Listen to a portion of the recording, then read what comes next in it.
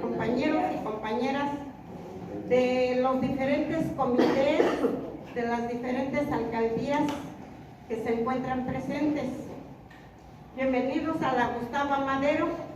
¿Sí saben dónde se encuentran? Sí. Bueno, bienvenidos. Pues nos da gusto estar con ustedes,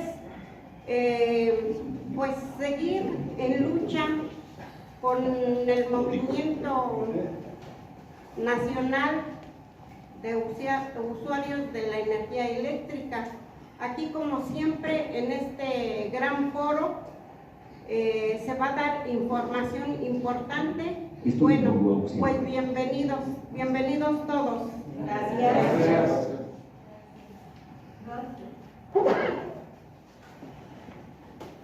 Buenos días, compañeras, compañeros. Pues vamos a iniciar. Me toca a mí empezar con unas información y reflexiones para compartir con ustedes acerca del 11 de septiembre, donde conmemoramos el golpe al gobierno democrático del presidente Allende, el golpe en Chile en 1973, y comienzo de esta manera. Qué significativa es, más que las palabras, la presencia del pueblo de Santiago, que interpretando a la inmensa mayoría... ¿No se oye? Sí, ¿Pudiera presentarte para saber con quién está? Que te presente. Mi nombre es Sonia Jiménez y soy compañera de todos ustedes. Gracias. ¿De qué comité? Del comité de Cuautitlán Izcalli, La Piedad. Gracias. Qué significativa es, más que las palabras, la presencia del pueblo de Santiago, que interpretando a la inmensa mayoría de los chilenos, se congrega para festejar la victoria que alcanzamos limpiamente el día de hoy. Victoria que abre un camino nuevo para la patria y cuyo principal actor es el pueblo de Chile aquí congregado. Así comenzaba su discurso el presidente Salvador Allende el 4 de septiembre de 1970 desde los balcones de la Federación de Estudiantes de Chile ante miles de trabajadores en su discurso de triunfo.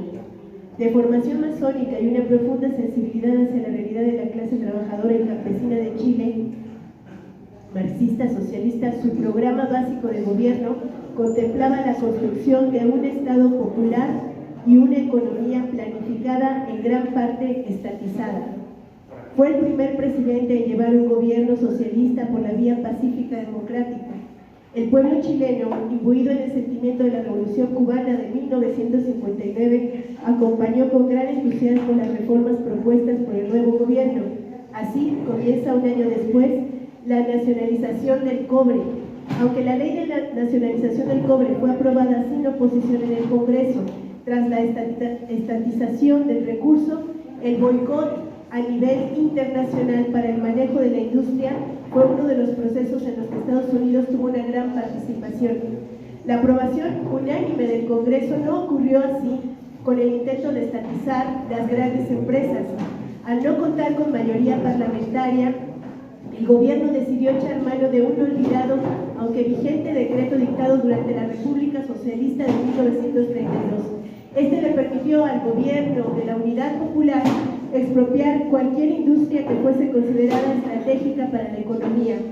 Además de la expropiación, que generalmente era precedida por la toma de la industria por parte de sus trabajadores, el gobierno utilizó otros mecanismos como la compra de acciones, lo que le permitió controlar casi el 80% de las industrias y un número importante de bancos. En el sector agrario se profundizó el proceso de reforma agraria iniciada por el gobierno de Jorge Alessandri y acelerado por el de Eduardo Frei Montalva, logrando la expropiación de más de 4.400 predios, sin contar con las más de 2.000 tomas efectuadas por los trabajadores agrícolas. En el área de la salud se mejoró el equipamiento de los hospitales y se estableció un programa de distribución de medio litro de leche diaria a cada niño. En educación se impulsó la enseñanza preescolar básica e industrial. Además de ampliarse el acceso a la universidad, el proyecto más emblemático en esta materia fue el denominado Escuela Nacional Unificada, ENU. Por otro lado, nunca se definió con claridad una política cultural, lo que se debatió ampliamente en la quinta rueda. Sin embargo, existieron muchas actividades que contaron con participación gubernamental, como la creación de la editorial Quimantú y las nuevas propuestas musicales como la nueva canción chilena. El gasto social provocó un creciente déficit en los recursos fiscales que el gobierno intentó solucionar mediante la emisión monetaria fiscal. Esto generó un proceso inflacionario que se vio agravado por severos problemas de abastecimiento, acaparamiento y sabotaje empresarial. Junto a esto, el gobierno debió enfrentar la virulenta oposición del Partido Nacional, al que luego se unió la Democracia Cristiana, que en sus inicios había apoyado la elección de Allende y su programa de gobierno. Estos, con una participación mayor de la judicatura, retardaban o bloqueaban el proceso revolucionario a nivel constitucional. Al descontento alentado por la reacción nacional y extranjera se sumaron las manifestaciones de gremios como el de médicos, comerciantes, minoristas, mineros, del teniente y camioneros.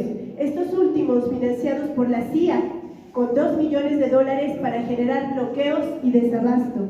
La prensa nacional trabajaba una percepción de violencia y descontrol, desabasto y desprestigio institucional y de investidura, exacerbando la polarización social.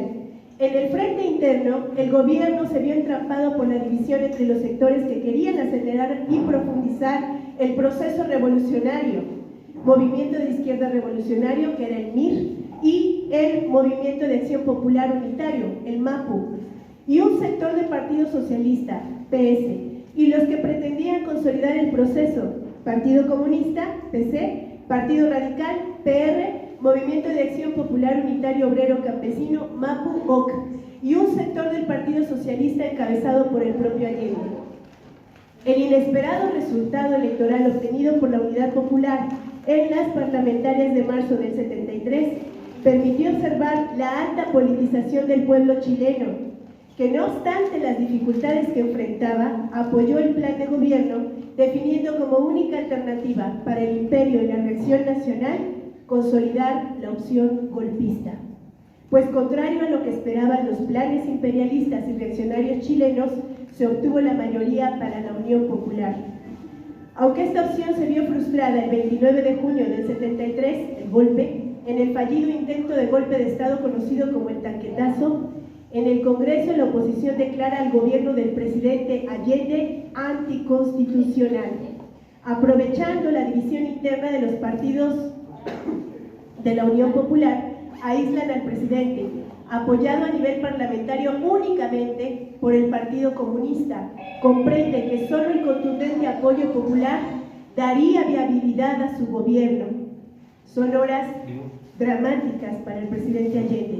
Su idea de convocar a un plebiscito, sin embargo, nunca llegó a efectuarse, pues el 11 de septiembre de ese año fue derrocado a través de un golpe de Estado por las Fuerzas Armadas encabezadas por el general en jefe del ejército Augusto Pinochet. Tras el asesinato del presidente Salvador Allende, se instaura una junta de gobierno militar integrada por ejército, marina, aviación y carabineros, sembrando el terror y el autoritarismo como herramientas de control social. Al no entender nada de un plan de nación, Pinochet nombra ministro de Economía a De Castro, personaje siniestro que además viene del grupo de los Chicago Boys. Les vende De Castro a los militares el famoso ladrillo que apuntalaba las nuevas políticas de despojo, saqueo y reducción del poder del Estado. Inicia el neoliberalismo. Se instaura un nuevo código laboral, se privatizan los aportes provisionales en salud y educación, se recorta la intervención del Estado en el área de seguridad social.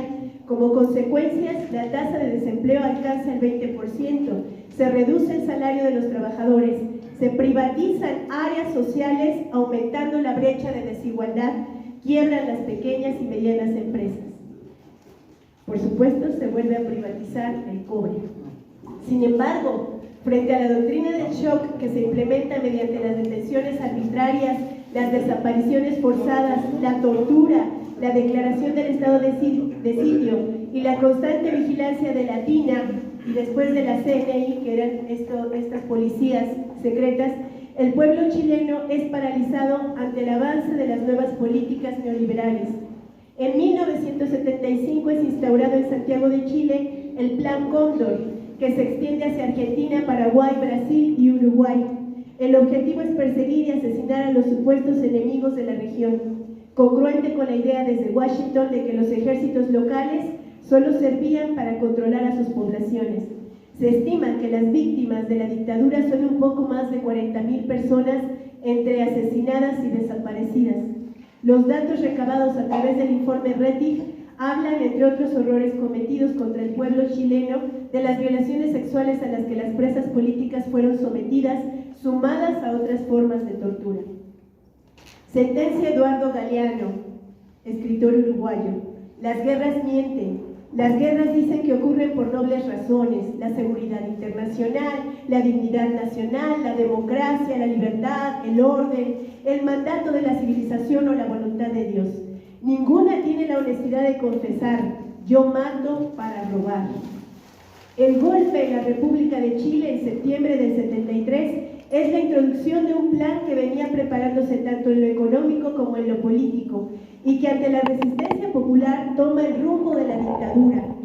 La ecuación del militarismo con los grupos reaccionarios y el intervencionismo gringo fue determinante para llevar a cabo el proyecto neoliberal que comienza con el golpe chileno y que se extiende a toda América Latina. La guerra del imperio y la reacción es contra la clase trabajadora organizada, campesinos, estudiantes, mujeres. La desintegración de la organización popular es fundamental para las políticas privatizadoras. El Poder Judicial, aliado a los grupos reaccionarios y a los intereses financieros transnacionales, juega un papel fundamental en el retraso u obstaculización de cambios constitucionales que deriven en políticas públicas populares y en la legal deposición de un presidente contrario a los intereses de sus patrones. La desestabilización social, el desprestigio de las instituciones, la exacerbación de la percepción de la violencia son factores necesarios para el derrocamiento de un gobierno y son parte del material que manejan los medios de manipulación nacionales e internacionales. La experiencia chilena transmite a los pueblos del mundo la historia que se reproducirá en cada país. El golpe blando, que entonces sentó las bases para el golpe de Estado, se realiza contra Venezuela, contra Bolivia, contra Argentina, Colombia, Brasil, Cuba, México, etc. México ya vive, según las tácticas que observamos: 1. El ataque mediático que busca generar percepciones de violencia, inestabilidad e ineficacia, exacerba errores gubernamentales y confunde con noticias falsas a una parte de la población, estableciendo un lenguaje de odio y denostación contra representantes de la 4T. 2. La intervención en la Cámara de Diputados que frena y obstaculiza las iniciativas de ley con la declaración de moratoria legislativa por parte de la oposición. 3.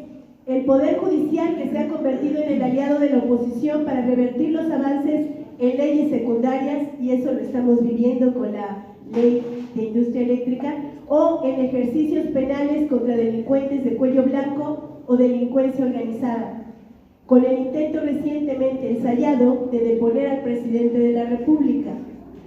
4. El financiamiento del gobierno estadounidense a organizaciones abiertamente opositoras al gobierno del presidente Andrés Manuel López Obrador. Sin embargo, para redondear la presión contra el presidente y su gobierno, aún no cuentan las oligarquías nacionales y transnacionales con el apoyo del ejército mexicano, que el gobierno federal ha mantenido como aliado desde el inicio, por lo que podemos comprender a qué se deben los constantes intentos de desprestigiar como institución a las Fuerzas Armadas y justificar la intervención militar extranjera tan solicitada por los mercenarios de la oposición. La popularidad del presidente Andrés Manuel López Obrador sigue siendo alta a nivel nacional e internacional. La prudencia institucional no ha dado pie a sentencias que puedan legalmente deponer al gobierno, como sí ocurrió en el caso del presidente Pedro Castillo en el Perú recientemente. A 50 años del golpe contra el gobierno democrático socialista del presidente Salvador Allende, seguimos atestiguando la intervención de intereses imperialistas en la disputa por nuestros recursos, el territorio, los mercados, la mano de obra barata. La historia se reproduce sin tregua contra todos los pueblos del mundo. El pueblo de Chile, su lucha, queda instalada en la memoria profunda, en la colectividad que somos la patria grande, la Abya Yala, demanda la defensa de nuestras identidades, de nuestra historia, la integración de nuestras luchas para construir un nuevo sueño latinoamericano. El plan de muerte neoliberal ya lo conocemos. Sus tácticas para imponerlo también las conocemos. Nuestro protagonismo como sujeto colectivo debe ahora romper el concierto del individualismo y como organizaciones comprender que nuestra lucha debe apuntalar hacia una agenda amplia, nacional, latinoamericana, que los imperios siguen disputándose los territorios y defender, sin cansarnos, el derecho de vivir con dignidad. ¡Viva el pueblo de Chile! ¡Viva! ¡Vamos, pueblo del mundo!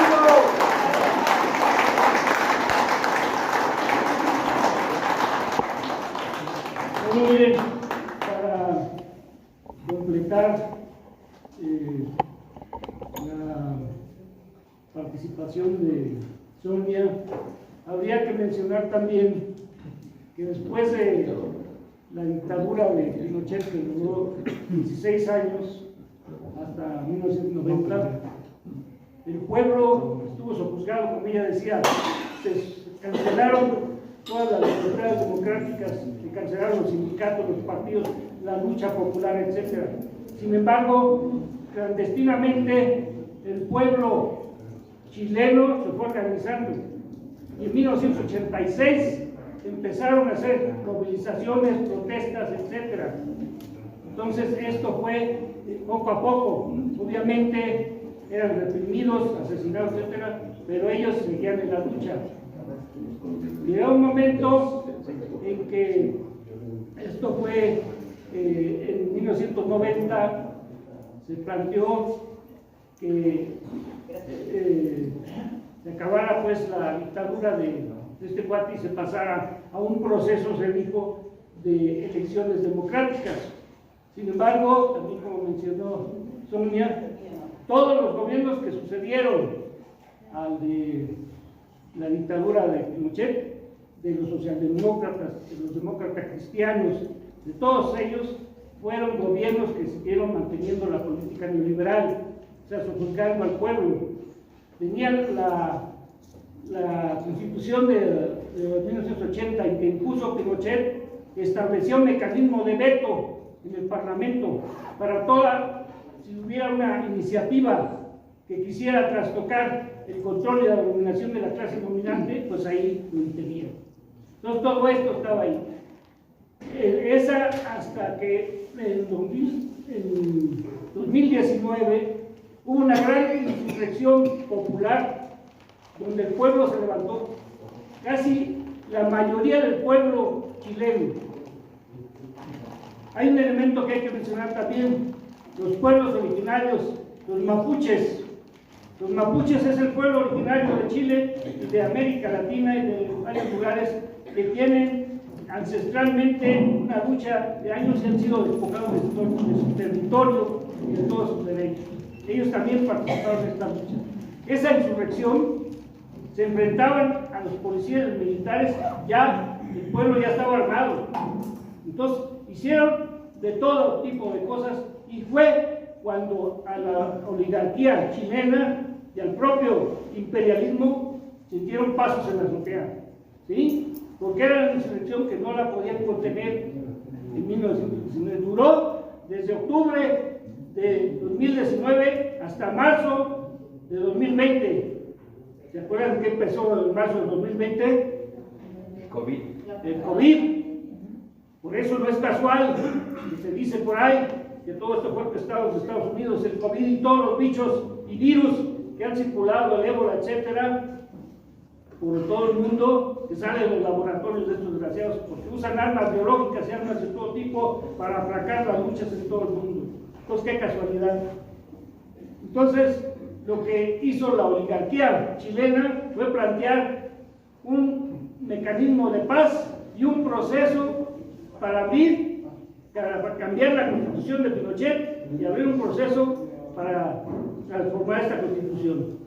El pueblo no lo aceptaba, pero se vino la pandemia y los obligó a detener su lucha. Eso fue lo que los paró. No, porque algunos de la clase media, los profesionales de algunos militares, estaban de acuerdo en aceptar este planteamiento de la oligarquía. Pero el pueblo, de la mayoría que estaban en lucha, que ya están armados, decían: no, nosotros queremos tumbar al neoliberalismo capitalista, no queremos una nueva constitución, queremos eso. Era una verdadera revolución, pero la mendiga pandemia lo impidió. Incluso hubo un proceso en el que se creó una forma de se integraron 155 miembros para crear el grupo que iba a elaborar esa constitución, y en esa participaron muchos grupos independientes que incluso evitaron que los de la derecha tuvieran siquiera un tercio de la proporción que les permitía impedir varias cosas. Lo ganaron, pero todo después, con la pandemia y todo, se dejó en manos del Parlamento que estaba. Entonces, por eso, el 4 de septiembre de 2022, después de 2022, cuando se llevó a cabo el plebiscito para votar esa nueva constitución, la mayoría del pueblo, de los que escucharon, etcétera, la rechazaron, ni se fueron a votar, etcétera. Hubo un rechazo a esta constitución, porque no era lo que quería realmente el pueblo. Ellos querían un cambio revolucionario, un cambio político, una nueva sociedad, que no hubiera explotación ni miseria que no hay en todos los países del mundo, incluso en este donde estamos aquí. Entonces, eso hay que mencionarlo, porque eso ahorita, con el gobierno actual de Boric se supone que salió de las filas universitarias, que dieron una lucha muy importante a los estudiantes siempre, pero ahora que ya es presidente Boric, incluso él tiene la idea, o no la idea, sino la concepción de que el movimiento de la Unidad Popular Salvador Allende no supo llevar adelante esa lucha para realmente crear una sociedad diferente, que acusan a Salvador Allende, la Unidad Popular, de que se equivocaron. Cuando todo fue orquestado desde Estados Unidos con Nixon, Kissinger, ese asesino de varios países, y la CIA con la participación de la oligarquía chilena, pero todo fue orquestado desde allá. Entonces lo aplacaron porque estaban viendo que si esto se consolidaba, la política socialista de Salvador Allende, eso iba a ejemplificar y a cundir en otros países de América, y por eso lo que decía Sonia, también impulsaron el Plan Cóndor para acabar con aquellos movimientos que había en luchas en varios países de América Latina. Entonces, esto hay que tenerlo en cuenta, porque a veces las cosas parecen que son así. No, hay cosas que hay que conocer a fondo, porque estamos nosotros también en esa tesitura. El Movimiento Nacional de Usuarios de Energía Eléctrica no somos luchadores únicamente por un borrón y cuenta nueva, por una nueva tarifa social justa y por la renacionalización de la energía eléctrica, que AMLO no la quiere. Nosotros luchamos por una nueva sociedad también, donde no haya explotación, donde realmente la gente se respete, se quiera y se apoye, donde no haya 11 asesinatos de mujeres diarios, más de 90 asesinatos diarios de diferentes personas y más de 111,000 desplazados por la política de inseguridad que tenemos. Y a pesar, yo no estoy de acuerdo con Sonia. Yo digo que este país está militarizado desde hace tiempo y de nada sirve, porque la inseguridad impera por todos lados. A diario hay. Entonces, y a los ejércitos no se les puede confiar. No se les puede confiar, y ahorita este gobierno les ha concedido no solo que tengan la política pública de seguridad, sino les ha dado entrada a cosas de manejar cuestiones económicas. Ellas manejan el Tren Maya, el oceánico, aduanas, puertos, aeropuertos, etc. Entonces le está dando un enorme poder al ejército, que el ejército nunca rinde cuentas a nadie. Ahí está lo de los 43 de Ayotzinapa, a los que nunca se les ha querido dar información que tiene el ejército para aclarar ¿Qué pasó con la desaparición de los compañeros?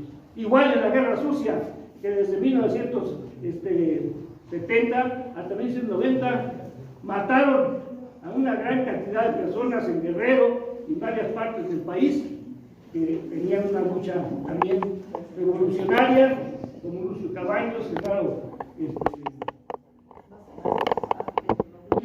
los de la Liga Comunista Mexicana. Entonces, hay que conocer bien lo que pasa en nuestro país para saber que vamos bien lo que estamos haciendo o cómo damos pasos, en qué sentido para realmente alcanzar nuestros objetivos, que no son solo la cuestión de la industria eléctrica. Entonces, ahí lo dejo y paso a presentar el documento que me toca.